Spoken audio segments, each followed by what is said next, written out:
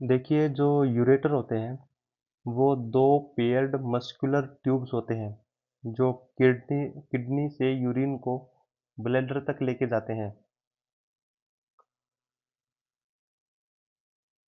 इनकी लेंथ लगभग 25 से लेकर 30 सेंटीमीटर होती है और ये रेट्रोपेरिटोनियल स्पेस में नीचे की ओर डिसेंड करते हैं और यूरिनरी ब्लैडर में ओपन होते हैं। फंक्शन इनका सिंपल होता है, यूरिन ट्रांसपोर्ट करना, लेकिन फिजियोलॉजिकली यह काफ़ी एफिशिएंट सिस्टम है जो कॉन्टिन्यूअस फ्लो को बनाए रखता है। यूरेटर्स में यूरिन मूवमेंट पैसिव नहीं होती, यह पेरिस्टेलिसिस के थ्रू होती है। पेरिस्टेलिसिस का मतलब है स्मूथ मसल की रिदमिक वेव लाइक कॉन्ट्रैक्शंस जो यूरिन को ऊपर से नीचे की ओर पुश करती है, यानी कि इस तरह की कोई मूवमेंट। यह मूवमेंट ग्रेविटी पर डिपेंड नहीं करती, इसलिए चाहे व्यक्ति खड़ा हो या लेटा हो, यूरिन फ्लो मेंटेन रहता है। यह प्रॉपर्टी यूरेटर को एक एक्टिव ट्रांसपोर्ट ट्यूब बनाती है, न कि सिर्फ एक पाइप की तरह। अब सबसे इम्पोर्टेंट कॉन्सेप्ट है यूरेटेरिक कंस्ट्रिक्शंस, जो क्लिनिकली काफ़ी इम्पोर्टेंट है क्योंकि यहीं पर किडनी स्टोन अक्सर फंसते हैं। तीन मेन कंस्ट्रिक्शन साइट होते हैं। पेल्वी यूरेटिक जंक्शन PUJ, जहाँ रीनल पेल्विस यूरेटर में बदलता है। दूसरा है इलियक वेसल्स के ऊपर क्रॉसिंग, जहाँ यूरेटर पेल्विक ब्रिम को क्रॉस करता है। तीसरा है वेसिको यूरेटिक जंक्शंस, जहाँ यूरेटर ब्लैडर में ओपन होता है।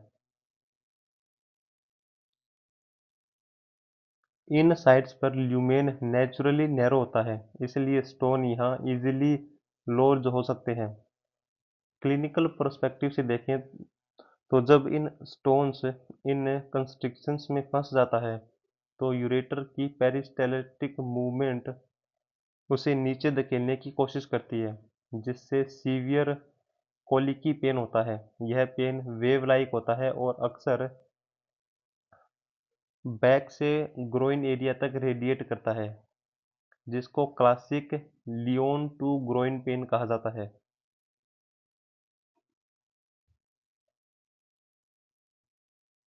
लियोन का मतलब होता है बैक।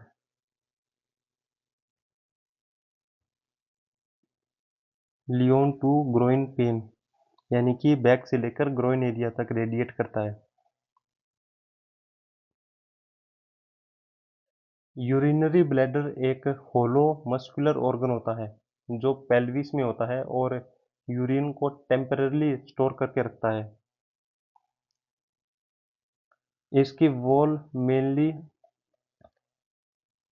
स्मूथ मसल्स, जिसको डिट्रसर मसल बोलते हैं, उससे बनी होती है, जो ब्लैडर की फंक्शनल एक्टिविटी का सेंटर होता है। यह मसल काफ़ी फ्लेक्सिबल होती है, जिस वजह से ब्लैडर बिना प्रेशर बढ़ाए यूरिन को स्टोर कर सकता है। ब्लैडर का काम दो फेजेज में समझा जाता है, स्टोरेज फेज और वॉइडिंग यानी कि मिक्चुरेशन फेज। स्टोरेज फेज में ब्लैडर धीरे धीरे यूरिन को भरता है, लगभग 300 से लेकर 500 ml इसकी कैपेसिटी होती है। इस समय डिट्रोसर मसल रिलैक्स रहता है ताकि ब्लैडर एक्सपेंड न कर सके। साथ ही इंटरनल यूरेथ्रल स्पिंचर क्लोज्ड रहता है ताकि यूरिन बाहर न निकले। यह फेज सिंपैथेटिक कंट्रोल के अंडर होती है और बॉडी को यूरिन एक्युमुलेट करने में हेल्प करती है बिना किसी लीकेज के। जब ब्लैडर भर जाता है और स्ट्रेच रिसेप्टर्स एक्टिवेट होते हैं, तब बॉडी वॉइडिंग के लिए तैयार होती है। वॉइडिंग यानी कि मिक्चुरेशन फेज में डिट्रसर मसल कॉन्ट्रैक्ट करती है, जिससे ब्लैडर के अंदर प्रेशर बढ़ता है, साथ ही स्पिंचर्स रिलैक्स हो जाते हैं और एक्सटर्नल जो वॉलेंट्री होती है वो एक्टिवेट होती है, जिससे यूरिन यूरेथ्रा के थ्रू बाहर निकलता है। यह प्रोसेस पैरासिम्पैथेटिक कंट्रोल के अंडर होती है। इस सिस्टम की खास बात यह है कि इसमें ऑटोमेटिक यानी कि रिफ्लेक्स और वॉलेंट्री कंट्रोल दोनों होते हैं, इसलिए हम कॉन्शियसली यूरिनेशन को डिले या इनिशिएट कर सकते हैं।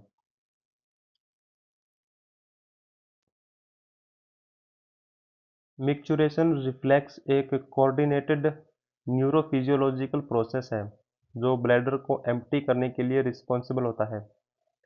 यह एक स्पाइनल रिफ्लेक्स है जिसका सेंटर S2 से लेकर S4 स्पाइनल कॉर्ड सेगमेंट में होता है। इसका मतलब कि basic urination reflex spinal cord के लेवल पर होता है, बिना ब्रेन के। लेकिन नॉर्मल अडल्ट्स में यह प्रोसेस ब्रेन के द्वारा ही फाइनली कंट्रोल्ड की जाती है। देखिए, जब ब्लैडर में यूरिन एक्यूमुलेट होता है तो उसकी वॉल स्ट्रेच होती है। इस स्ट्रेच को स्ट्रेच रिसेप्टर्स सेंस करते हैं और सिग्नल्स को स्पाइनल कॉर्ड यानी S2 से लेकर S4 तक भेजते हैं। इसके रेस्पॉन्स में पैरासिम्पैथेटिक नर्व्स एक्टिवेट होती है, जिससे दो मेन इफेक्ट्स होते हैं। डिटर्सर मसल कॉन्ट्रैक्ट करती है यानी कि ब्लैडर का प्रेशर बढ़ता है, और इंटरनल यूरेथ्रल स्पिंचर रिलैक्स होता है जो यूरिन के रास्ते को खोलता है। यह पूरा रिफ्लेक्स ऑटोमेटिक होता है और यूरिन एक्सपल्शन की दिशा में काम करता है। लेकिन ह्यूमंस में इस रिफ्लेक्स पर वॉलेंटरी कंट्रोल भी होता है, जो कि ब्रेन, खासकर सेरिब्रल कॉर्टेक्स और पोंटीन मिक्चुरेशन सेंटर के थ्रू आता है। एक्सटर्नल यूरेथ्रल स्पिंचर यह स्केलेटल मसल से बना होता है और यह कॉन्शियस कंट्रोल में रहता है, इसलिए हम डिसाइड कर सकते हैं कि अभी यूरिन पास करना है या नहीं। अगर सिचुएशन स्टेबल नहीं है तो ब्रेन इस रिफ्लेक्स को टेम्परेली सप्रेस कर देता है और स्पिंचर को कॉन्ट्रैक्टेड रखता है।